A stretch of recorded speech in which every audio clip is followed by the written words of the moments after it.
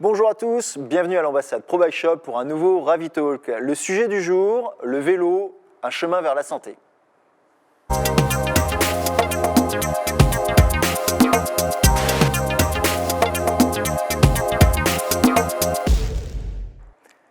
Alors aujourd'hui, on va parler vélo bien sûr, mais on va parler également un petit peu de santé. Et pour ce faire, on a aujourd'hui un joli plateau, un plateau avec de l'expérience, de la compétence, puisqu'on va aborder donc le vélo et la santé sous différents thèmes. Déjà, le thème est l'approche donc de la médecine, puisque nous avons avec nous la chance d'avoir donc Marion, qui est médecin du sport. Bonjour Marion. Bonjour Alexandre.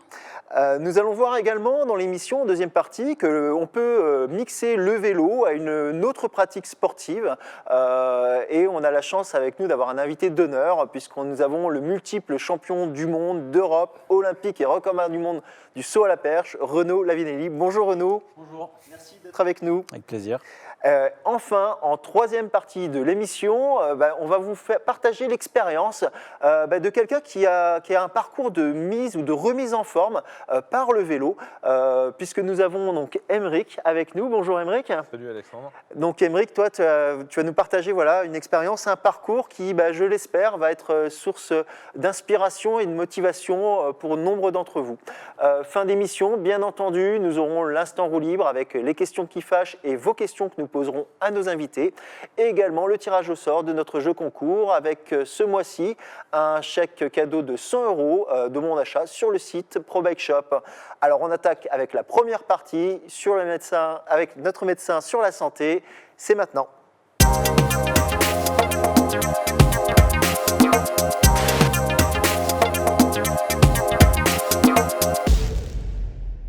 Alors, bonjour Marion. Marion est un petit peu notre caution médicale. Donc aujourd'hui, on a la chance d'avoir l'avis d'un médecin, de quelqu'un qui le pratique au niveau professionnel au quotidien, mais pas que, puisque je crois que tu es également extrêmement sportive. Est-ce que tu peux te présenter en quelques mots, Marion ? Oui, bien sûr. Du coup, je suis médecin du sport au Centre de médecine du sport de Lyon-Gerland et la clinique de la Sauvegarde. J'exerce là depuis quelques années. Je pratique aussi également le trail. Et pas petit niveau, parce que je crois que tu as quand même quelques belles victoires, enfin en tout cas quelques belles places à ton palmarès. Oui, j'ai du prix, ouais. Après, quand même. Notamment une deuxième place pour ceux qui nous regardent à la Diagonale des Fous, qui est juste l'épreuve ultime, on peut dire, de l'Ultra Trail. C'est une belle épreuve d'ultra, ouais. C'est la traversée de l'île de la Réunion, en fait, en partant du sud jusqu'au nord. Donc, c'était une belle expérience que j'ai vécue en... 170 km et combien de dénivelé ? 10 000. Et 10 000 mètres de dénivelé. Donc aujourd'hui, on va pouvoir vous apporter des questions, des réponses, en tout cas sur l'aspect vélo, par quelqu'un qui en a les compétences et les connaissances, mais également l'expérience. Donc, trailleuse, médecin du sport. Oui. Aujourd'hui, au niveau de ta clientèle, est-ce que tu as que des... Patientèle, attention. Au niveau de tes patients, ça y est, je commence mal. Au niveau de tes patients, certains médecins appellent ça des clients. Au niveau de tes patients, l'instant roue libre, l'instant qui fâche en fin d'émission. C'est que des athlètes de haut niveau ou c'est des gens un petit peu comme tout le monde déjà ? Ah non, il y a du tout venant, il n'y a pas que des athlètes de haut niveau. On a un beau plateau équipé pour faire des épreuves d'effort, des VO2 max, on est assez bien... fourni au cabinet, mais on a vraiment du tout venant, du sportif amateur qui pratique une fois par semaine et autant de l'athlète de haut niveau. Donc c'est vraiment, il y a un grand panel de patients. Très éclectique. Oui. Alors aujourd'hui, justement, notre émission, elle se destine à vous, que vous soyez bien entendu expert, parce qu'on va avoir aussi une approche sur des sujets un peu pointus, mais également, pour le plus grand nombre. L'une des questions qui se pose, parce que c'est comment on peut se servir du vélo pour se remettre en forme. Déjà, le vélo ou la pratique sportive, quel est le volume qui est conseillé pour quelqu'un on va dire de normal, assez sédentaire, qui a une activité de bureau, ce genre de choses. Quel est le volume conseillé par semaine, par exemple ? Alors, le minimum qui est recommandé par l'Organisme mondial de la santé, l'OMS, c'est minimum 150 minutes par semaine d'activité d'endurance, donc d'aérobie modérée. Alors, activité d'endurance, aérobie modérée, pour les gens voilà, qui ne sont pas familiers de ces termes-là, c'est quoi? C'est faire du sport en étant un petit peu essoufflé, on peut parler On peut parler en pratiquant son activité. D'accord, donc c'est bien entendu la marche, la course à pied et particulièrement le vélo. Oui, alors après, il y a des grades dans l'activité physique. En fait, D'accord. soit c'est, on va dire, une activité qui est peu intense. Donc, par exemple, aller marcher, aller chercher son pain, c'est déjà ça, c'est de l'activité physique en fait. Donc dans les 150 minutes par semaine, on peut considérer voilà, du bricolage, à la limite du jardinage ou aller chercher du pain? Bien sûr. En fait, tout ce qui n'est pas sédentaire ou c'est pas l'activité, je suis assise dans un canapé en fait. Je fais fonctionner mes muscles, je fais fonctionner mon système cardio-respiratoire, donc je vais marcher. C'est mieux que de prendre sa voiture pour aller chercher son pain, par exemple, quoi. Donc, On aurait pu, Exactement, on a failli faire l'émission sur Home Trainer. Mais écoute, c'est une bonne idée. La prochaine fois, Renaud, on sera tous en cuissard sur Renaud. Par contre, on compte sur toi hein, pour venir nous montrer. Donc 150 minutes, madame, messieurs, vous voyez, vous pouvez faire le compte déjà. Vous pouvez vous rendre compte si vous avez une activité déjà qui est satisfaisante. Le vélo, est-ce que ça rentre dedans? Est-ce que c'est une bonne activité physique déjà pour être en forme ou pour se remettre en forme? le vélo, c'est une excellente activité physique pour démarrer, notamment quand on a des problèmes musculo-squelettiques, des problèmes au niveau des genoux, des hanches, qu'on a. Ce qui serait lié à quoi? Alors des traumatismes, la vieillesse, et qu'est-ce qui peut provoquer tout ça? Oui, un peu tout, des traumatismes, de l'arthrose, des problèmes de surpoids aussi, parce que c'est pas évident quand on a un surpoids de se mettre à courir, par exemple. Donc, il y a quand même l'effet du sport porté, un peu aussi comme la natation, par exemple, mais qui peut demander, vu que c'est un milieu aquatique, ça peut être un peu angoissant pour des personnes qui sachent. Oui, puis il faut un minimum de technique, alors que du vélo, entre guillemets, on sait quasiment tous en faire normalement. Il y a un peu de coordination et d'équilibre avec le vélo, mais c'est vrai qu'il y a beaucoup de personnes qui savent rouler. Et puis après, ce que je préconise aussi, c'est typiquement le home trainer ou le vélo d'appartement. Alors le home trainer, voilà, c'est une sorte de vélo d'appartement, c'est un appareil tout simplement sur lequel on pose son vélo pour pouvoir simuler une pratique en intérieur.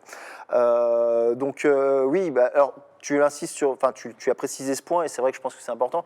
Aujourd'hui, et peut-être quelque chose que tu vois toi dans les parcours de remise en forme, c'est souvent des gens qui sont à la base en surpoids, ou plutôt vraiment des gens qui recherchent du souffle. C'est quoi? Quelles sont les trajectoires, les profils des gens que tu vois qui veulent se remettre en forme par le sport? Du coup, surtout cette année, en fait, on a vu apparaître des nouveaux patients, entre guillemets, qui se sont vraiment sédentarisés avec le télétravail, vu les circonstances actuelles. Donc, du télétravail, où on passe 8-9 heures par jour, en fait, assis, à pas bouger, parce que le fait d'aller au travail, même de prendre les transports ou d'y aller en vélo, ça faisait ça rentre dans les 150 minutes que l'on a vu justement, voilà. Et qui est vraiment le minimum, les 150. Le mieux, c'est de s'approcher de 200, 300 minutes par semaine. Donc on va dire que ça fait une heure 5 fois par semaine de sport. Donc c'est mieux que parler en minutes, parce que c'est vrai que ça peut. Oui, 150 c'est le minimum, jusqu'à 300 c'est l'idéal. Voilà. D'accord. Exactement. Donc ça fait 1 heure par jour pendant 5 jours sur une semaine. D'accord. Donc, avec une petite activité de renforcement musculaire à côté, 2 fois 30 minutes dans la semaine, c'est bien de faire un petit peu de renforcement. Donc c'est vrai que cette année, ces derniers mois, là, on a vu beaucoup de patients en fait, qui se sont sédentarisés. Qui font plus Certains diront qu'ils font du sport quand ils passent de leur bureau à la maison au canapé pour aller regarder leur série Netflix. Mais là, on est loin des 10 000 pas par jour. Et puis, si on regarde une série un petit peu violente, il y a des walkers quand même. Est-ce que ça marche? Non, ça marche pas. Ça marche pas. Bon. Non, là, on est très loin des 10 000 pas par jour. On est loin de. Non, voilà, il y a vraiment beaucoup de patients. 10 000 pas par jour, ça fait combien de kilomètres, ça, à peu près? C'est ce qui est recommandé. Oh là là, alors là, tu me poses une colle. C'était la première de l'émission. T'as pas de montre connectée avec qui te calcule ton nombre de pas? Alors, si, c'est vrai. Mais alors, moi-même, je ne pourrais pas le donner. Si vous avez le nombre de kilomètres qui correspondent au nombre de pas, on est preneur. Vous le mettez dans le commentaire, là, juste en dessous. Partagez-nous votre expérience, bien entendu. Donc, des nouveaux profils. Donc la pause du midi où on va marcher, courir avec les collègues, elle est absente. Quand on va à la salle de sport en sortant du travail, c'est absent. Du coup, c'est vrai qu'il y a beaucoup de patients en fait, qui ont pris du poids et qui se sont sédentarisés cette année avec les conditions actuelles. Donc c'est vrai que les pousser à aller faire un tour, marcher entre midi et 2, faire un tour de vélo, s'acheter un vélo d'appartement pour tourner les jambes. 1 heure, bah, c'est vrai que c'est des choses qu'on conseille cette année et ce que je voyais pas trop dans ma pratique avant, quoi. D'accord. Donc tu leur conseilles de faire du vélo. Ouais. Et donc, alors le vélo, quels sont les avantages du vélo? Vraiment là, on va parler de façon plus précise au niveau du corps, au niveau du cœur, je ne sais pas. Quel bienfait ça apporte à l'organisme? Bah, ça apporte, déjà, il y a l'aspect, ça renforce au niveau la musculature, au niveau des jambes, tu améliores tes capacités cardio-respiratoires. Alors, le cardio-respiratoire, c'est quoi? C'est je monte les escaliers, je ne suis pas essoufflé, c'est ça? Voilà, ouais, voilà. D'accord. On ne va pas faire la physio complète du sport. Non, mais bon, c'est voilà, peut-être certaines personnes qui nous regardent et qui veulent se remettre en forme se posent déjà ces premières questions. La musculature, système donc respiratoire, pardon. Ouais. Et puis après, ça fait du bien à la tête, quoi, de sortir, de s'évader un peu, d'aller dans des chemins, d'y aller. Bon, là, on peut y aller par groupe en respectant les Groupe de distances, 6, je crois, hein, les cyclistes, on a le droit de se balader par groupe de 6 encore. Donc, non, mais ça reste un peu de lien social. C'est un boost cérébral, c'est un boost immunitaire aussi. Il y a eu des études dans des entreprises où ils favorisaient justement la pratique sportive auprès des salariés. Ils ont vu qu'il y avait de meilleurs résultats de productivité sur les salariés qui, par exemple, pratiquaient du sport au sein de l'entreprise. D'accord. Prenaient le temps entre midi et deux parce qu'il y avait un coach qui faisait partie de l'entreprise qui animait des séances de sport. Donc je pense qu'il y a un réel bénéfice tant sur le plan cardio-respi, mais aussi cérébral et bien-être général, en fait. Donc il n'y a que des avantages à la pratique du sport, quoi. Clairement, ouais. Mais alors nous, chez Pro Bike Shop, on a des groupes qui roulent le midi, on l'a bien compris, et on a des cours de sport aussi, même pendant le confinement, le midi. Donc c'est vrai que c'est bien déjà pour le lien social, mais une cohésion de ça groupe permet aussi, d'aérer un petit peu. Qu'est-ce que tu conseillerais, par exemple, pour quelqu'un qui veut donc se remettre au vélo, se remettre en forme par le vélo? Combien de kilomètres, quelle durée par jour tu pourrais conseiller comme ça? Quelqu'un qui part vraiment de zéro. Déjà, je pense que quand on part vraiment de zéro, c'est comme pour tout, il faut être progressif. Ça ne sert à rien de se dire allez, j'y vais avec le voisin, sauf que le voisin, ça fait 3 ans qu'il roule et il a l'habitude. Donc, il faut vraiment démarrer à son niveau, y aller progressivement. Par exemple, je ne sais pas, on va rouler 30 minutes à plat, on voit ce que ça donne. On compte plus en minutes qu'en kilomètres?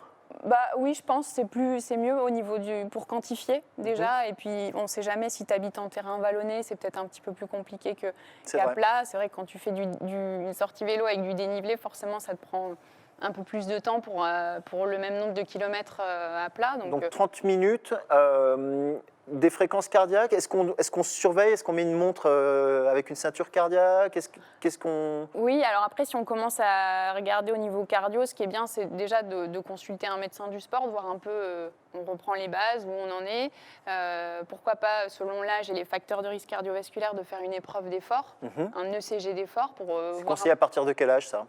Ah bah, à partir de 40 ans, tu peux déjà commencer à faire une épreuve d'effort. Hein. D'accord. Et après, ça dépend de tes facteurs de risque, si il y a tabac ou pas, si tu as des problèmes de cholestérol, s'il y a des antécédents dans la famille, par exemple, le père ou la mère. Ça peut être même bien avant les 40 ans, ça peut être conseillé de commencer à la limite par ça, donc un petit test. Déjà, ne serait-ce qu'un électrocardiogramme de repos, c'est conseillé dès l'âge de 12 ans, normalement. Et après, l'électro d'effort, tu peux le faire oui, à partir de 40 ans et 6 facteurs de risque cardiovasculaire. Ou quand tu te remets au sport, tu n'as pas pratiqué le sport pendant, je sais pas, 10 ans et tu veux t'y remettre, bah, c'est quand même bien de faire un bilan cardio et pour être sûr qu'il n'y ait pas de problème, quoi. Alors, tu as abordé différents aspects, notamment voilà, en fonction des âges. Ouais. Est-ce que tu as des conseils dans la pratique du vélo pour se sentir bien, pour être en forme, donc pour la remise en forme, en fonction des âges, justement, des intensités, des durées je sais que le corps ne réagit pas toujours de la même façon en fonction des âges. Est-ce que tu peux donner comme ça quelques clés aux gens qui nous regardent? Alors, ce qui est bien, c'est que le vélo, ça se pratique à tout âge. Hein. Dès que tu as un peu l'équilibre petit, et puis jusqu'à certains âges, on a vu... Mais Robert Marchand, qui a battu, que l'on voit d'ailleurs... Il a le record sur piste. Il a fait ça à l'âge de 105 ans, je pense. Il a le record en 1 heure, il a fait 23 km. Enfin, c'est déjà beau d'être sur un vélo à 103 ans. Je pense que c'est le seul de sa catégorie d'ailleurs, mais au moins la performance est louable. Alors, pour les conseils, comme j'ai dit tout à l'heure, d'y aller progressivement, se tester sur 30 minutes, 45 minutes. Ça ne sert à rien de partir à l'autre bout de sa ville et d'avoir du mal pour rentrer. Donc, vaut mieux faire un parcours qui est quand même à proximité de chez soi, en boucle, ou, enfin, voilà. Et d'être très progressif, d'augmenter au fur et à mesure en mettant un quart d'heure de plus à chaque fois. L'idéal, c'est quand même d'être avec un partenaire pour pouvoir, s'il y a un souci, voilà. C'est une source de motivation aussi. C'est aussi une source de motivation. Quand on reprend, voilà, on va y aller tout seul. C'est souvent d'ailleurs la première des difficultés, c'est pas forcément de reprendre, c'est de se motiver à partir. Ouais, Quoi. Donc, exactement. être avec quelqu'un et. Être régulier surtout. Si on veut vraiment avoir du bénéfice, je pense qu'il faut être régulier. Il ne faut pas se dire être à fond pendant une semaine et faire 5 sorties vélo et la semaine d'après rien faire. Il vaut mieux faire par petite quantité, 3 sorties par exemple dans la semaine. Pour être dans les 150 à 300 minutes, à la limite, Voilà. essayer de se faire ça sur un programme sur une semaine. Exactement. Et D'accord. puis de planifier, de se dire voilà, j'en fais pas plus cette semaine, on verra la semaine prochaine pour rester motivé. Enfin, c'est important de. 150, 300 minutes, ça fait combien de dizaines Il fait d'années que ça tu n'as pas en- fait si peu dans une semaine Ça fait 20 ans, ouais. Ouais, c'est même pas le programme d'une journée, j'imagine, Renaud. Faut que je calcule, je vous dis ça tout à l'heure. Non, mais du coup, les 3 fois 1 heure, déjà, de commencer par ça pour voir, quitte à le fractionner, faire 30 minutes le matin, si par exemple c'est pour du vélo pour aller travailler, Ouais. ce qu'on appelle le vélo taf, de faire Eh 30 oui. minutes le matin, 30 minutes le soir, bah, même si c'est fractionné, c'est Mais pas le gênant. vélo taf, tu l'as dit, c'est peut-être le bon moyen pour faire rentrer son activité sportive Exactement. facilement dans sa semaine de travail. Alors, vous allez me dire, ceux qui sont en confinement, voilà, Ouais, et bah, qui travaillent c'est pareil. en home office, c'est pas évident. Là, il faut se servir de quoi? De la pause déjeuner, c'est ça, Ouais, hein, globalement. Ou aller marcher activement à la pause déjeuner. Tu parles de marche, toi tu fais de la course à pied, donc sport qui est quand même peut-être un petit peu traumatisant. Quels sont les avantages du vélo par rapport à ces sports-là? Bah, comme on a dit tout à l'heure, c'est un sport porté. Du coup, tu as moins d'impact. Ouais. Et du coup, bah, c'est sûr que c'est un sport d'ailleurs qu'on utilise beaucoup en course à pied, en entraînement croisé. Ah, Je le d'accord. préconise énormément Ouais. à tous les coureurs à pied qui viennent consulter au cabinet, qu'ils soient en blessure ou pas d'ailleurs. Et ça rentre vraiment dans la programmation de l'entraînement d'instaurer ce vélo pour vraiment faire l'entraînement sans les impacts, sans les D'accord. chocs. Donc, Pour le coup, ouais, ça permet d'être moins blessé, de s'entraîner peut-être plus. exactement. D'accord. S'entraîner plus longtemps, vivre plus longtemps.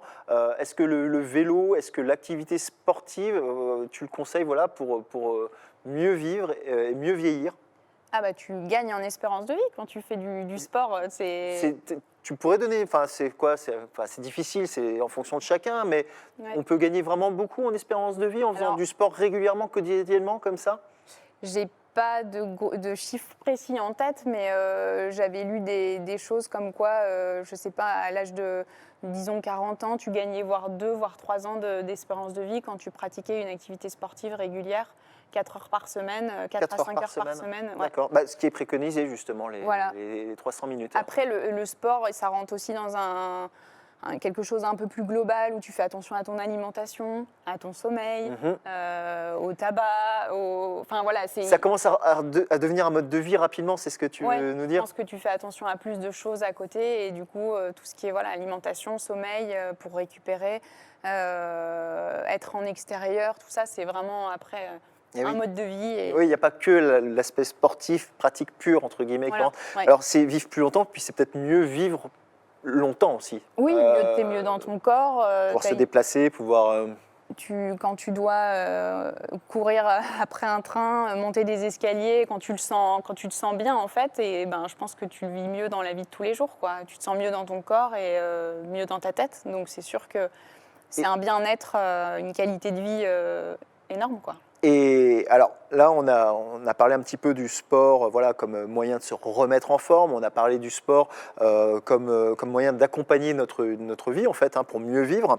Je pense que ce n'est pas les seuls profils que tu as. Je pense que tu as des profils, alors peut-être pas aussi performants que Renaud, mais des profils qui pratiquent le sport de façon très poussée, très intensive. Il y a peut-être des petits messages d'alerte ou des choses qu'il faut préconiser pour ces gens-là qui sont un petit peu addicts au sport. Voilà, addicts au sport, c'est 15 heures, 20 heures par semaine, toute une vie. Est-ce qu'il faut faire attention? Est-ce que le vélo, est-ce qu'il y a des choses en vélo voilà, il faut faire Oui, il faut attention. faire attention, ouais. Bah, je pense que dans toute. Après, quand tu pratiques le sport à un certain. à une certaine fréquence, tu rentres dans un objectif de performance, donc dans un objectif de progresser aussi. Si tu veux progresser sur une course de vélo ou sur un marathon, forcément, il va falloir faire des entraînements un petit peu plus poussés que juste aller faire 1 heure en aérobie tranquille. Donc, tu vas devoir créer un stress physiologique pour pouvoir justement progresser dans ta pratique. Donc, c'est là où c'est important, je pense, d'être accompagné ou d'avoir une certaine connaissance dans l'entraînement pour pouvoir planifier un petit peu ces zones de travail. 3-4 semaines où il y a Les un risques, entraînement. c'est quoi? Les risques d'aller trop loin? Le surentraînement, ceux qui ont fait 10 heures de home trainer par jour, non je plaisante pas, peut-être pas 10 heures, mais Il y en a peut-être, hein. Si c'est votre cas, Non, mais donnez-vous votre expérience. pendant le confinement, il y a eu beaucoup d'abus parce qu'il y en a qui se sont mis à faire énormément de vélo, de home trainer, de renforcement musculaire à la maison. Leur corps n'était pas du tout habitué à supporter une telle charge. Donc, comme pour tout, il faut une progressivité. Et puis tu après, en as vu des profils comme ça arriver aussi un petit peu? Parce que tu nous disais, voilà, tu as vu des gens qui arrivaient un petit peu déprimés, qui ne bougeaient pas, qui étaient trop sédentaires. Est-ce que tu as vu également, à contrario, à l'opposé, vraiment des profils qui, eux, allaient beaucoup trop loin, voilà, en multipliant les heures de home trainer parce qu'ils avaient peur de manquer Ah oui, complètement, ouais. Et puis alors du coup, après, t'induis un gros stress, là où ton corps ne peut pas récupérer derrière, et là, tu te retrouves dans des phases de surentraînement, de fatigue. Ça engendre quoi? Ouais, une fatigue chronique Là, tu tombes dans les effets inverses. On n'est plus dans les effets positifs du sport, on est dans les effets inverses. Tu dors moins bien, tu es irritable, tu récupères pas, tu manges souvent moins à ces périodes-là. Donc du coup, c'est l'effet, on est plus Il y en dans a qui se disent, ah, c'est pas mal, c'est intéressant, c'est un bon moyen de faire un régime. Du coup, non, c'est vraiment, il peut y avoir des dérives. Ça peut être une spirale après qui t'emmène loin. Ouais. Après, il faut récupérer. Donc, tu as juste une phase où soit tu as un surentraînement, mais tu peux faire marche arrière. Et après, il y a des phases où c'est difficile de faire marche arrière tout seul. Là, il faut consulter et te faire accompagner pour pouvoir... Et comment sait-on que on s'entraîne de façon intensive et bien ou que l'on est carrément tombé dans la bigorexie, c'est-à-dire l'addiction au sport? Parce que ça existe, l'addiction au sport, bien sûr. avec tous les méfaits du surentraînement et puis les méfaits sociaux également que ça engendre. Est-ce qu'il y a des signes voilà, parce qu'il y en a qui se disent « ouais, non, moi ça va, je gère, je fais 28 heures par semaine, franchement j'ai l'habitude, je gère ». À quel moment on sait qu'on est rentré dans cette addiction? Justement, les petits signaux, l'irritabilité, les troubles du sommeil, toutes ces petites choses-là, quand votre conjoint ou votre conjointe vous dit que vous êtes insupportable, je pense qu'il faut se poser des questions aussi. Et après, il y a des moments où on peut plus se passer du sport. Si on n'en fait pas, on n'est pas bien. Je pense que dans ces cas-là, il vaut mieux en parler à un spécialiste du sport, médecin du sport, il y a des préparateurs, il y a quand même beaucoup de professionnels qui travaillent dans le milieu du sport, donc je pense qu'il faut en parler. Et puis le plus important, c'est vraiment de planifier ces phases de travail, en fait. On voit souvent dans le vélo, en fait, les gens, les patients font des sorties, mais sans forcément... Sans but précis. Voilà, en enchaînant. Objectif, et là, on ne se rend pas compte, en fait, qu'on enchaîne les kilomètres, qu'on enchaîne les sorties longues, et on ne se rend pas compte qu'à un moment, le corps, il a atteint sa limite, en fait. Et du coup, le fait de planifier, de se dire, avec objectif, ou sans objectif d'ailleurs, de course, de se dire... pendant un mois, je fais autant de kilomètres, je découpe mes séances de telle façon, même en sport loisir amateur. Je pense que c'est important pour ne pas tomber dans ces travers-là, de noter, d'avoir une planif, un calendrier d'entraînement, comme un sportif de haut niveau qui planifie ses séances selon ses objectifs. Alors, sportif de haut niveau, justement, on va en parler. Merci beaucoup, Marion. Je pense que tu as aidé beaucoup de personnes qui veulent se mettre en forme par le sport, qui veulent commencer, ou tout simplement des gens qui sont déjà peut-être allés trop loin et qui voient aujourd'hui ce à quoi ils doivent faire attention. Donc, sportif de haut niveau, justement, tu me fais la transition parfaite, puisqu'on va aborder donc, la deuxième partie, où comment mixer une pratique vélo à un autre sport, et parfois un sport de très haut niveau avec Renaud. C'est la deuxième partie.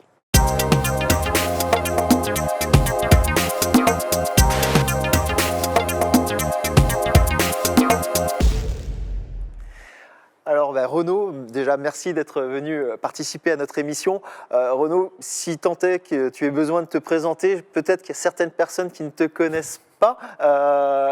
Voilà, est-ce que tu peux nous donner un petit peu ton palmarès? Moi je le connais, il est monstrueux.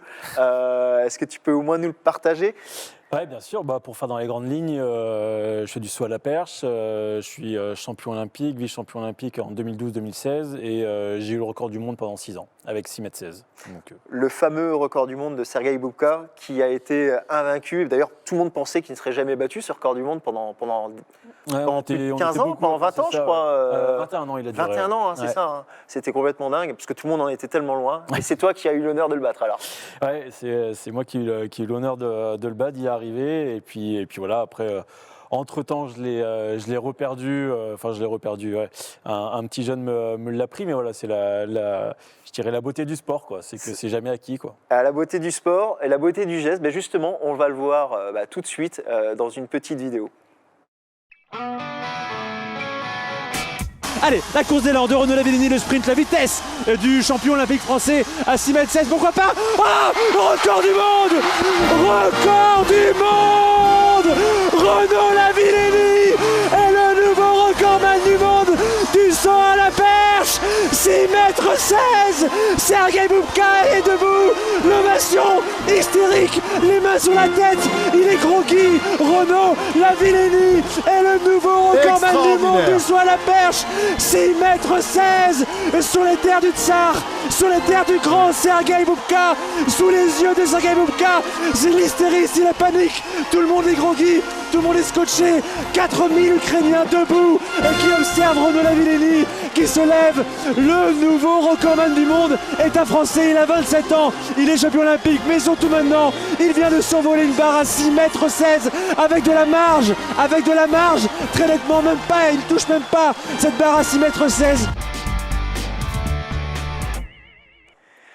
Voilà, clairement, on en parlait justement à l'instant, ce record du monde. Là, on vient d'en avoir les images, j'espère que vous les avez appréciées. Ce record du monde, justement, il vient justement j'ai une question à te poser. Quel est ton plus beau souvenir sportif? Est-ce que c'est celui-ci? Est-ce que c'est ce record du monde ou est-ce que c'est autre chose? Je dirais dans l'absolu, j'ai la chance de pouvoir en avoir plusieurs qui sont vraiment très intenses et ce qui fait que j'arrive jamais à en choisir un seul, quoi. Et forcément, le record du monde, il fait partie des favoris. Et t'hésites avec quoi d'autre alors? Maintenant, là, j'en ai deux autres. J'ai le titre olympique en 2012 à Londres, Ouais. qui avant le record du monde, m'a permis de rentrer dans une autre dimension. Et je pense que le titre m'a permis, 2 ans après, de battre le record.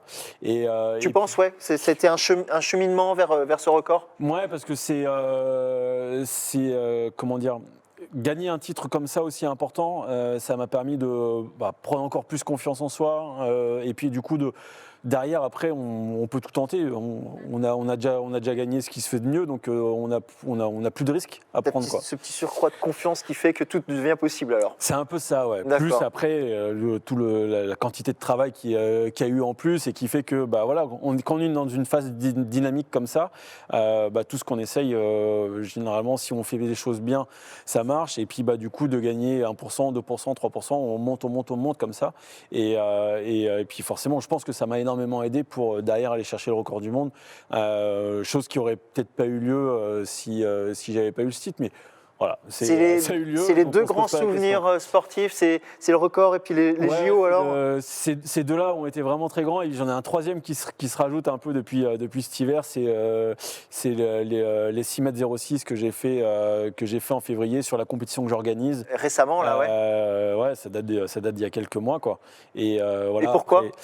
Pourquoi ? Parce que déjà, l'âge, autant le record du monde et le titre olympique, que j'étais en pleine force de l'âge, j'avais 25 et 27 ans. Attention, il y a des gens qui disent mais il est tout jeune, qui nous regardent et qui disent il est tout jeune. Le sport de haut niveau, il faut se dire que c'est entre 20, enfin à partir de 32, 33, voire 35, tout le monde commence à arrêter parce que le corps commence à dire stop, parce que ça fait plus de 10 ans qu'on est dessus. Donc, voilà, et puis ça se saurait si à 40 ans on était aussi compétitif qu'à 25 ans. En vélo, Valverde, tout le monde commence à se poser la question de savoir quand il va s'arrêter. On ne sait pas. Parce que tout le monde, le peloton n'a pas 40 ans. Non, puis c'est un sport porté, et puis c'est pas les mêmes efforts, je pense. Aussi, on parlait des sports portés qui sont bons pour nos anciens. Si Valverde nous entend, il va être content. Non, mais après, il y a toujours l'exception qui confirme la règle. Oui. Donc, c'est vrai que si tout le monde avait 35 ans, on se dirait, voilà, il n'y a pas de raison d'aller plus loin. Mais sauf que moi, là, tout de suite, je suis en train de me battre avec des jeunes qui ont, je le plus jeune, il a minimum 5 ans de moins que moi, et ça descend jusqu'à 12, 13 ans de moins que moi. Donc, Ah ouais, ça fait des il y a écarts. quand même, ça montre bien que voilà, je suis sur une autre génération. Et donc ce 6,06 m là en Et février. ce 06, il arrive parce que justement, ça faisait 5 ans que j'avais pas fait 6 mètres.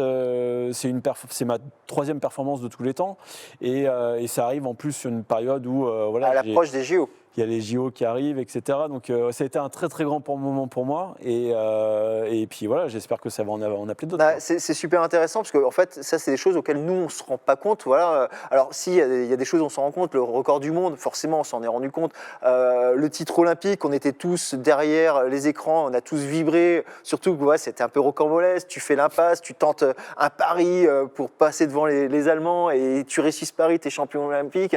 Mais c'est vrai que ce 6,06 m, on n'aurait jamais pu penser que c'était aussi marquant, aussi important pour toi dans tes moments sportifs. Alors, du coup, on t'a invité, bien entendu, pour parler de ton sport, mais aussi parce qu'on sait que tu pratiques le vélo en complément de la perche. Et justement, dans notre émission, voilà, le vélo, le chemin vers la santé, pour se mettre en santé et en forme, c'est aussi parfois un complément pour les autres sports. Tu nous as parlé de tes beaux souvenirs de perche. Quel est ton premier souvenir de vélo ? Mon premier, le premier, c'est quand j'avais 6-7 ans, un truc comme ça, je ne sais même pas exactement l'âge, mais quand j'ai pu me lâcher de mes propres ailes, entre guillemets, avec mon vélo. Ouais. Et après, un des souvenirs les plus marquants aussi, c'est quand j'ai eu je crois que ça va être mon 2e vélo, du coup, où j'étais un peu plus grand pour aller à l'école, et c'était mon vélo rouge, le vélo qui m'a marqué. Alors, c'est marrant parce que je sais qu'on en a parlé, mais le vélo rouge, c'est marrant parce qu'à chaque fois qu'on pose la question à quelqu'un sur quel est votre premier souvenir de vélo, 3 fois sur 4, ou voire plus, le vélo, c'est un vélo rouge. C'est souvent le premier souvenir, c'est un vélo rouge. Il faut dire que pour les jeunes, ils font que du rouge, peut-être. Voilà. C'est pour ça. Sans Non, être sûr moi, que ça j'avais un marque, vert. quoi. T'avais un verre ? Moi, mes 2 enfants, ils ont tous les 2 un vélo rouge. Bon, ça sera la même chose. Ouais. Donc, cycliste donc, depuis toujours, un petit peu. Aujourd'hui, le vélo, est-ce que ça fait partie intégrante de ton entraînement pour la perche ? Mon entraînement, ouais. Ouais. Après, ça fait partie sur certaines périodes. Il y a des périodes où je vais en faire plus, d'autres périodes où je vais en faire un peu moins, parce que l'objectif, il n'est pas que je fasse le Tour de France. L'objectif, il est de sauter le plus haut possible, et donc du coup d'être même dans une recherche de performance et de dynamisme au niveau musculaire pour moi. Alors, qu'est-ce que tu fais avec le vélo pour le coup ? Avec le vélo, en fait, j'en fais beaucoup sur ma préparation, parce que en fait, je suis parti d'un constat il y a de ça quasiment 10 ans, où j'avais tendance à avoir un peu mal aux chevilles et aux articulations, parce que forcément, courir, sauter, il y a des impacts, et puis forcément, le corps, il subit un peu tout ça.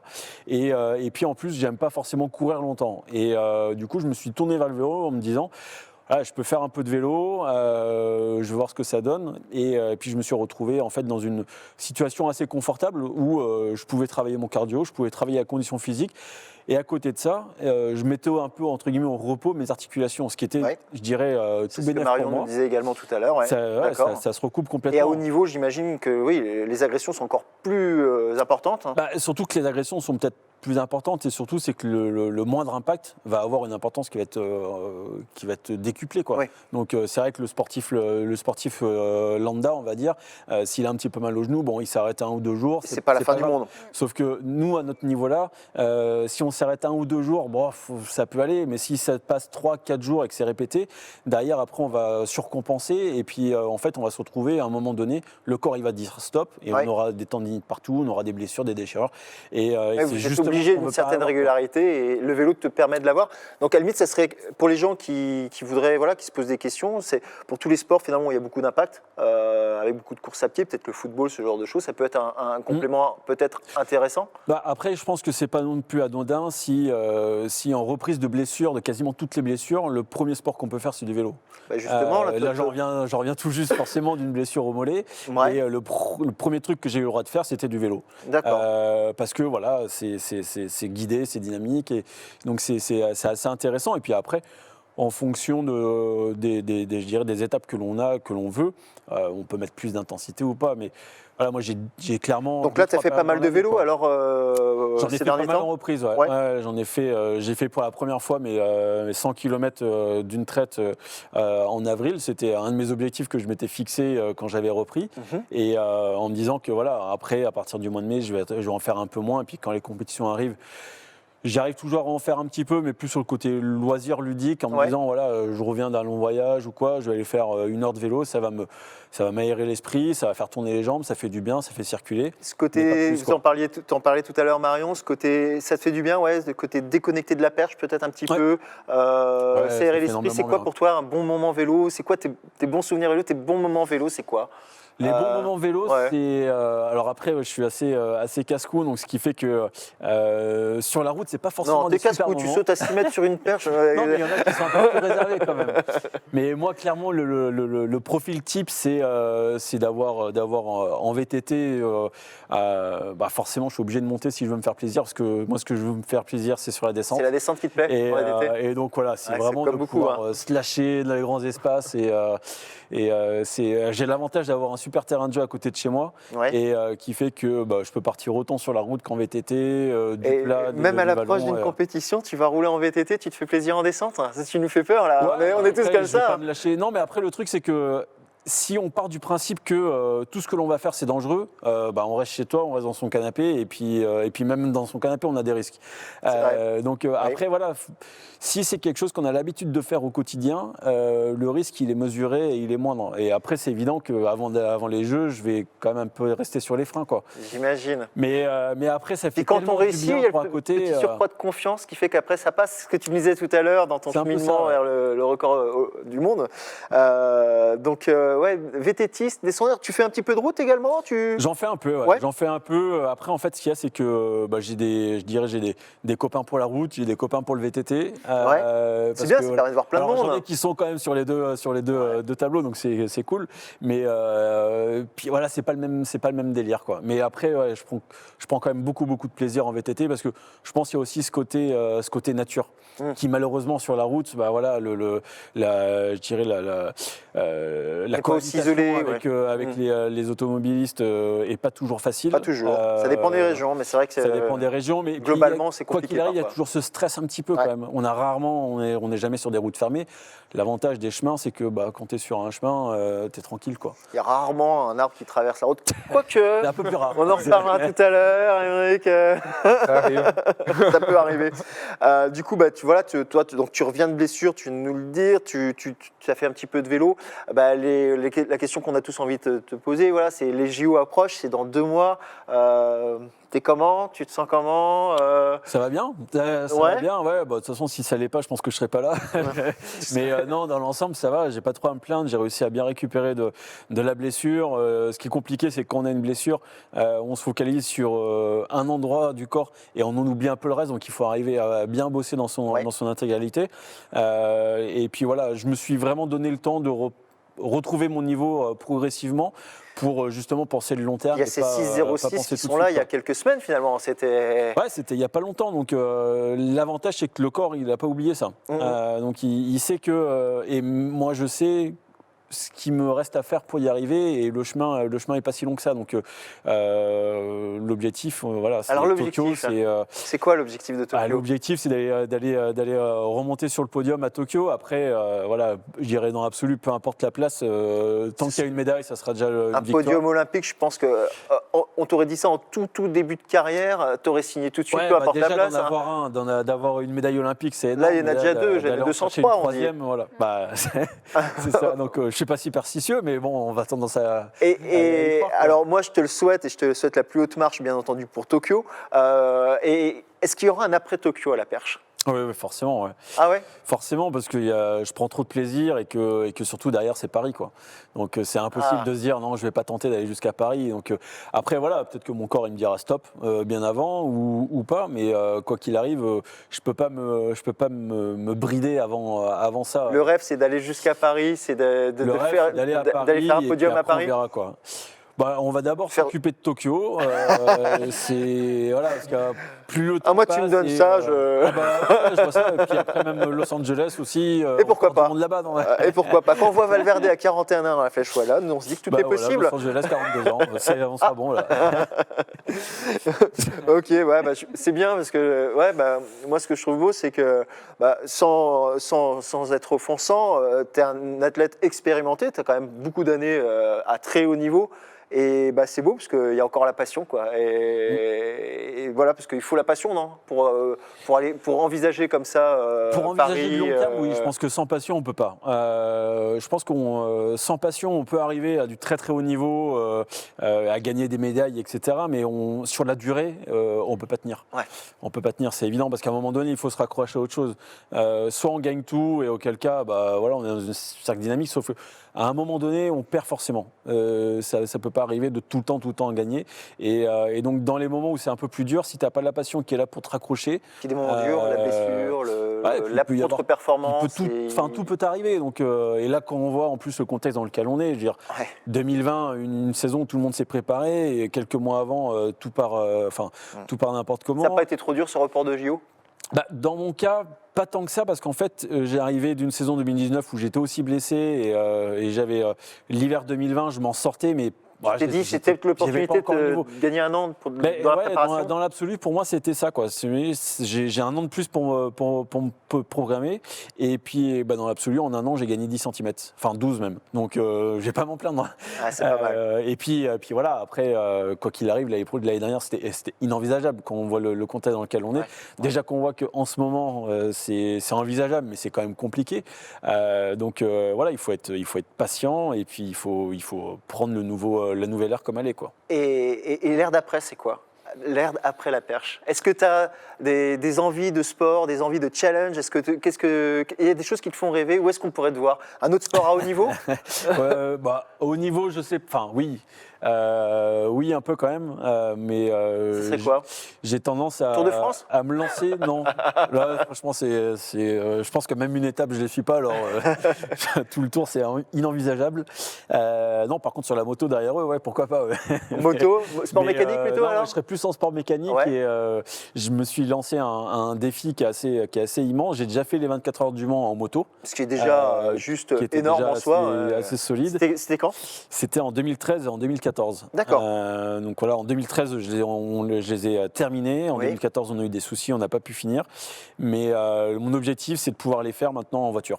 Donc j'attends de finir la perche et de me donner un an ou deux pour vraiment m'entraîner. Parce que là, c'est du temps plein, hein. Un objectif comme ça, c'est... Oui, puis sachant que comme c'est pas mon sport de base, c'est pas mon sport d'origine, il y a quand même du travail à faire. On n'arrive pas comme ça en claquant des doigts. Et c'est ce qui donne tout le sel, c'est motivant, il y a tout à apprendre. C'est excitant, ouais, bien sûr. C'est super excitant. Et puis, je me connais, je sais que si je me lance un défi, j'y arriverai. Mais voilà, il ne faut pas non plus se planter. Et puis, c'est le genre de défi quand même où... faut être assez serein, il faut avoir les bonnes personnes autour de soi. Donc voilà, ça ne se fait pas comme ça du jour au lendemain. Et je sais que j'ai déjà des personnes qui sont conscientes du projet, qui sont déjà prêtes à m'aider. Et donc maintenant, c'est juste une question de temps, quoi. Bon, écoute, en tout cas, nous, on va te suivre avec une attention toute particulière. On sera tous derrière nos écrans parce qu'on ne pourra pas être là-bas. Sache qu'en tout cas, voilà, on sera là pour t'encourager, comme vous tous, hein, nous tous les Français, voilà, parce qu'on est fiers. On est fiers de nos champions. Et puis, en tout cas, c'est un beau défi pour l'après. J'ai hâte de voir ça aussi, voir ce que ça va donner. Sur le vélo, un peu. J'ai 2-3 Rocs d'Azur à faire d'ici là. Donc, on pourra croiser Renaud au Roc d'Azur. Un défi, j'ai un invité ici avec moi, Aymeric, qui a fait un sacré défi personnel. Et c'est ce qu'on va vous expliquer, c'est ce qu'on va vous raconter dans la troisième partie. C'est maintenant.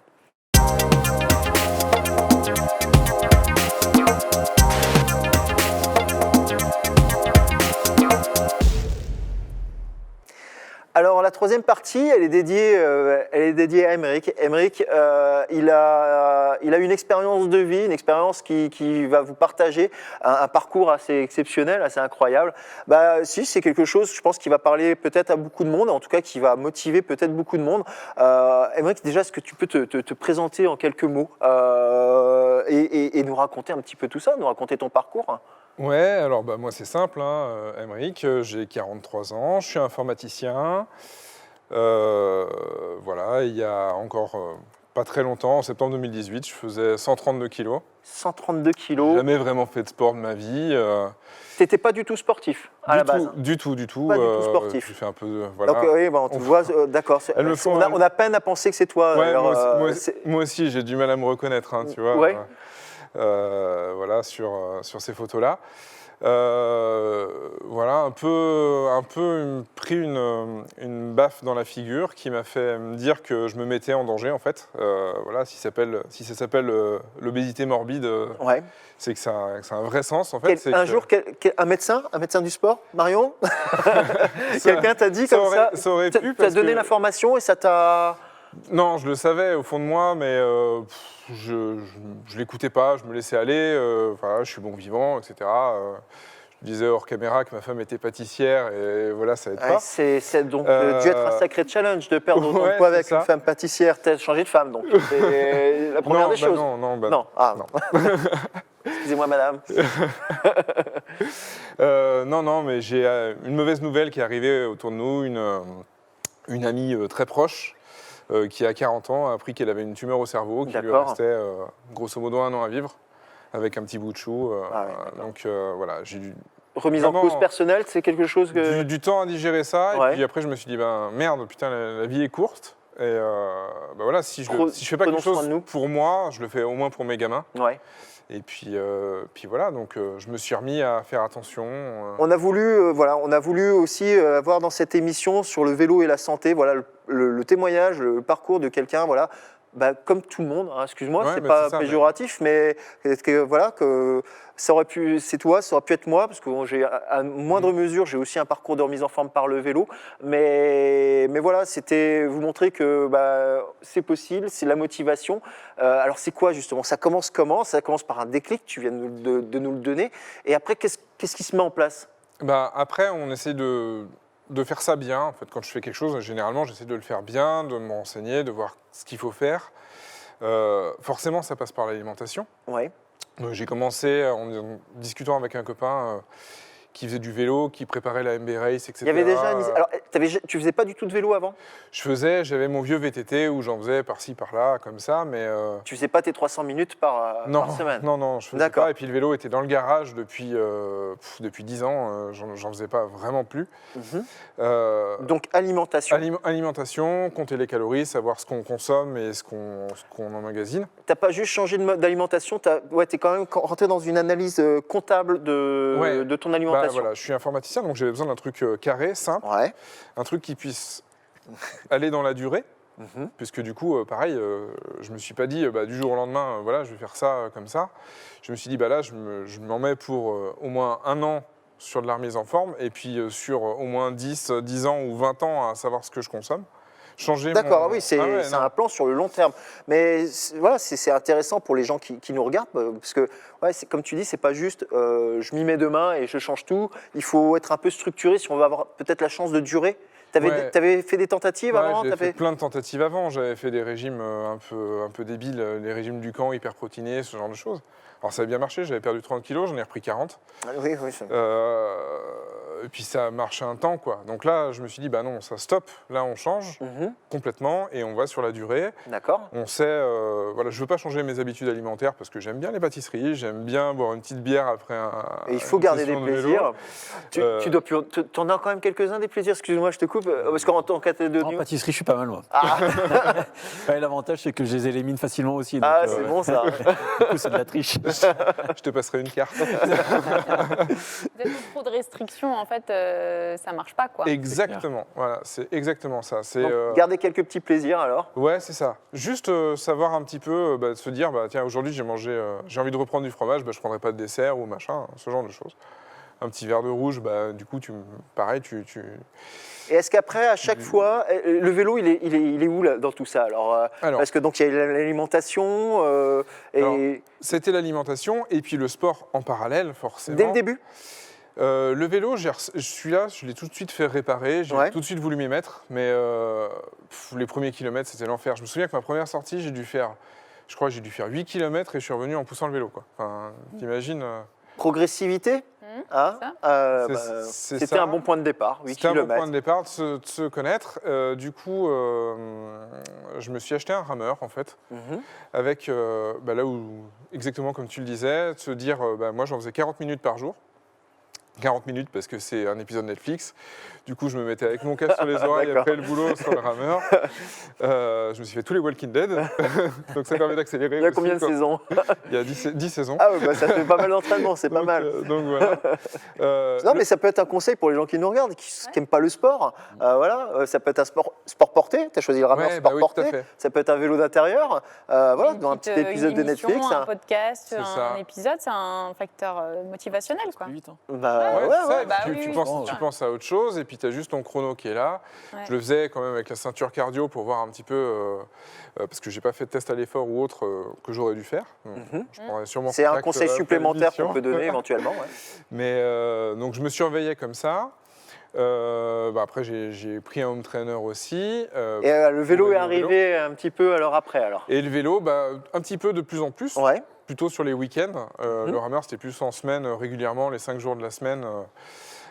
Après le boulot, donc ça faisait vraiment du bien. Au début, c'était un peu un calvaire, et puis après, c'est devenu un petit rituel qui aère l'esprit, sans sortir, mais mine de rien, qui faisait du bien. C'est-à-dire que avant de me mettre à faire ça, je sortais du boulot, j'arrivais à la maison. Petite pâtisserie Pas forcément, mais la téloche, ça se tient dans le canapé. Ce qu'on a tendance à tous faire, de toute façon, faut pas se leurrer. Faut faire un peu des gamins, mais comme ça. Là, je sais que j'avais mes 40 minutes, 1 heure, le temps de redescendre un petit peu. Où à la maison, tout le monde savait que c'était mon moment, donc je rentrais. Mais voilà, quelque chose de programmé. En fait, quand tu écoutes, on se rend compte, voilà, non seulement tu as bien analysé la façon dont tu devais manger, tes calories, puis également tu t'étais programmé tes journées pour finalement avoir ce que tu conseillais tout à l'heure, de la régularité. Voilà. Toujours avoir un créneau. C'est exactement ça. Et puis... un programme d'entraînement en fait. Donc je me retrouve presque dans ce que tu disais Renaud aussi. Alors ça m'étonne parce que moi je n'ai jamais été sportif, etc. Mais au final, c'est un peu, je pense, les mêmes techniques que j'ai appliquées. Et puis voilà, et puis sortir progressivement, et puis allonger les distances, se rendre compte que la première côte que j'arrivais pas à monter, finalement c'était pas une côte en fait, c'était du faux plat. Allonger les distances, les durées, les déniveler tranquillement, et puis prendre de plus en plus de plaisir. Et donc voilà, et du coup, de plus en plus loin en vélo, de plus en plus technique, puisque pour le coup, tu t'es retrouvé à être plus à l'aise dans tes mouvements, j'imagine. Parce que tu as perdu combien? Tu m'as dit combien? 45 kilos. En 13 mois, ouais. En 13 mois, c'est énorme. Et est-ce que le vélo est passé d'un mode de remise en forme à finalement un gros plaisir en conséquence, entre guillemets? Carrément. En fait, du coup, j'ai recommencé avec mon vieux vélo Décathlon que j'avais fait remettre en état. Et puis, au-delà des 30 kilos de perdus, je me suis fait plaisir. Je me suis acheté un beau vélo qu'on voit là. Ça a l'air pas si facile que ça encore. Hein. Non, ouais. Il y a un moteur. Mais c'est le plaisir de souffrir par le sport. Oui, le sport. C'était difficile, mais du bien au corps, mais pas toujours. Elles sont affreuses ces photos, je ne sais pas qui c'est qui les a données. Un beau vélo, histoire de me dire, j'en suis arrivé, j'ai déjà fait 2 tiers de ce que je veux faire, pardon. Je m'achète un beau vélo, et puis mettre un vélo à 4 000 € et puis le laisser dans le garage. J'aurais pu me prendre des coups de rouleau à pâtisserie. C'était aussi un élément de motivation peut-être pour continuer. C'est ça. Je me suis acheté un beau vélo, je me suis fait plaisir, et je me suis dit, t'as pas le droit, en ayant un vélo comme ça, de ne pas l'utiliser, donc t'es obligé de le sortir. Alors non seulement tu l'utilises, mais en plus, je sais que le vélo et ton parcours, ça t'a donné envie de partager ton expérience. Tu es là aujourd'hui pour ça, mais tu ne le fais pas que ici, tu le fais également à travers ta chaîne YouTube. Ta chaîne YouTube, justement, on va regarder la présentation et on en parle juste après.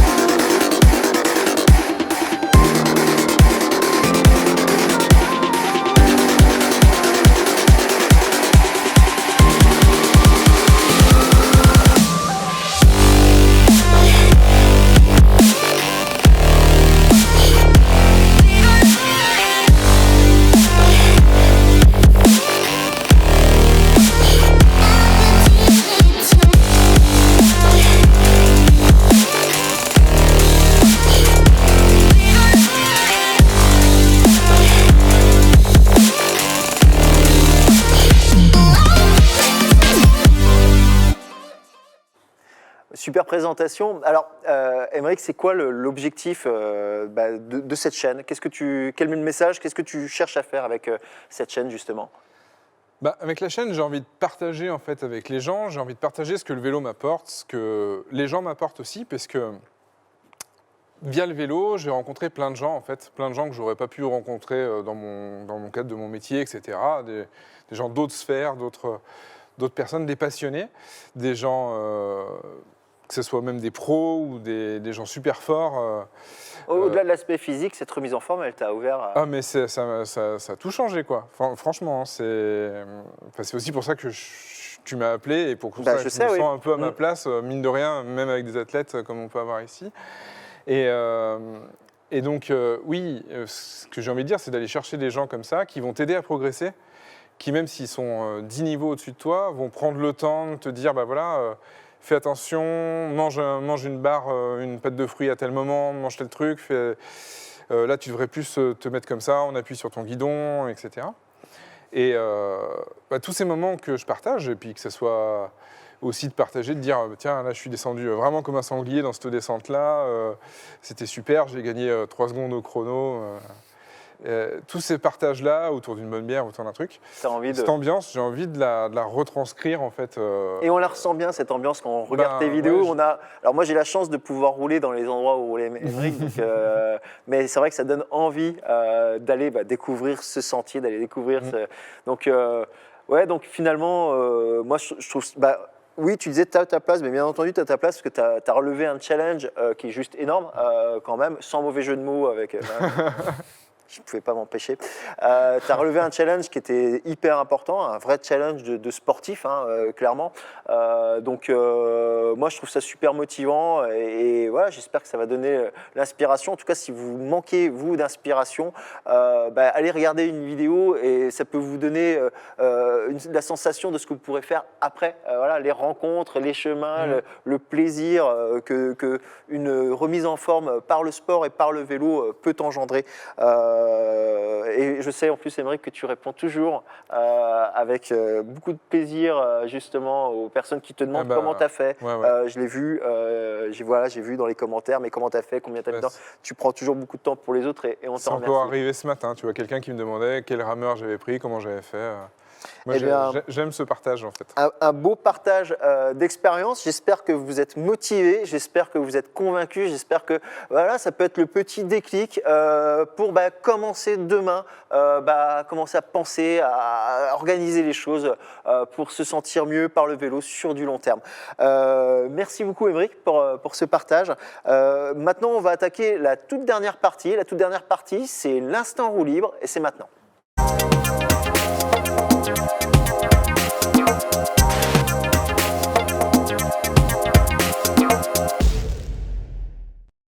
Alors dans l'instant roue libre, on va poser un petit peu toutes les questions que vous avez posées sur notre fil Facebook quand on a annoncé l'émission. C'est également le moment où on parle un petit peu des sujets qui fâchent, ou pas nécessairement, mais voilà, toutes les questions qui interpellent. Il y a des choses qui sont venues assez régulièrement quand on a présenté l'émission. C'est sur le vélo, est-ce réellement un bienfait pour la santé quand on voit le nombre de blessures que l'on peut avoir par le vélo.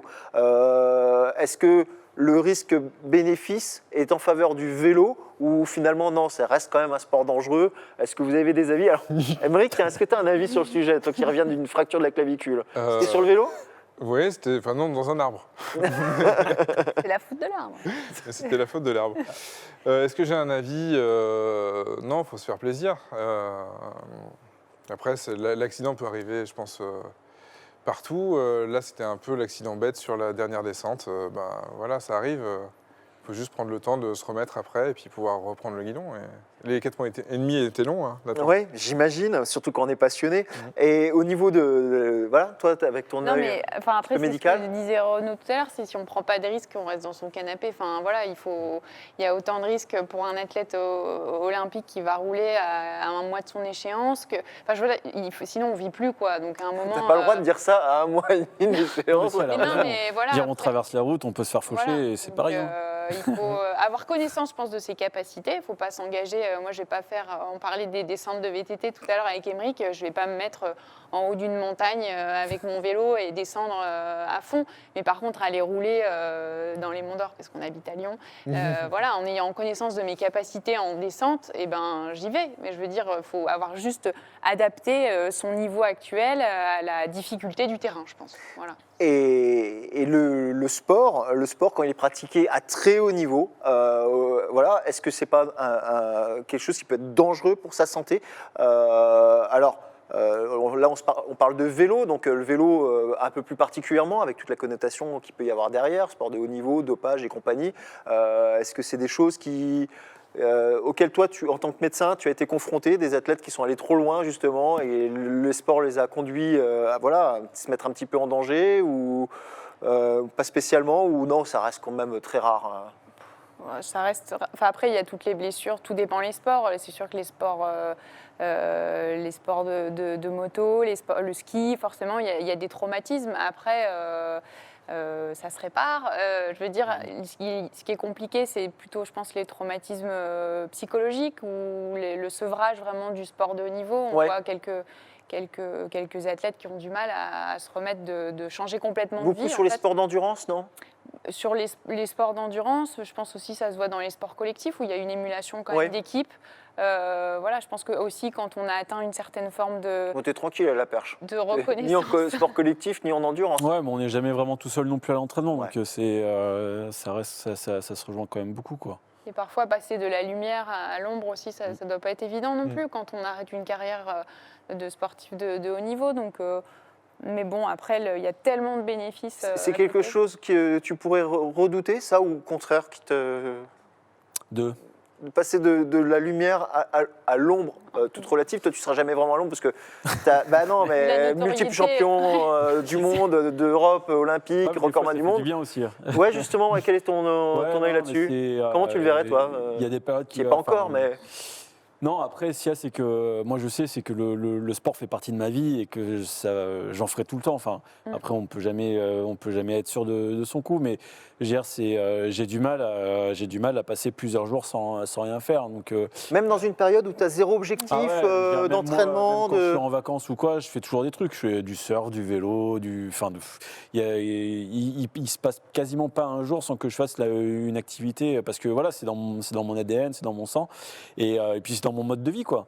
Donc après, c'est plus ça que la notoriété que tu vas rechercher finalement dans la. Ah oui, moi, je veux dire, quoi qu'il arrive, j'ai jamais fait du sport pour aller rechercher la notoriété. Donc après, j'ai eu la chance de gravir tous les plus grands échelons et du coup d'avoir aussi pas mal d'avantages à côté. Mais voilà, pour moi, je veux dire, si tout s'arrête et que je peux toujours continuer à faire mon sport, tu seras. Moi, alors qu'à l'inverse, s'il y a toujours ça, mais que je peux pas faire mon sport, là, ça va être beaucoup plus compliqué, quoi. Et sans donner de nom, tu côtoies des athlètes qui, tu penses, voilà, tu sais que c'est des schémas qui pour eux seraient plus compliqués de passer comme ça, pas à l'anonymat, mais voilà, c'est des choses que tu vois un petit peu autour de toi sur d'autres caractères, d'autres profils, ou pas trop en athlétisme encore. Après, le truc, c'est que de passer si tu passes de l'anonymat total, c'est que dans l'absolu, tu n'as pas été non plus sous les plus grands projecteurs. Oui.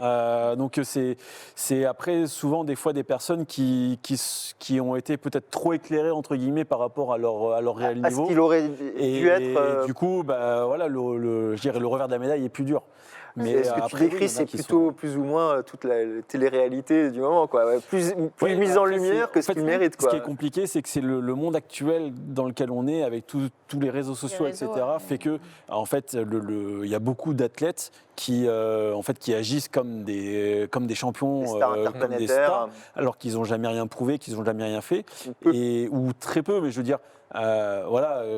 Avoir un niveau national, c'est pas à la portée de tout le monde, mais je veux dire, il y a quand même beaucoup de monde. Mais il y en a tous les ans, des dizaines. Faire partie du top 3 mondial pendant 10 ans, c'est quand même beaucoup plus restreint. Et malheureusement, maintenant, tout ce système un petit peu avec les réseaux sociaux fait qu'il y en a beaucoup qui se croient dans cette sphère-là, quoi.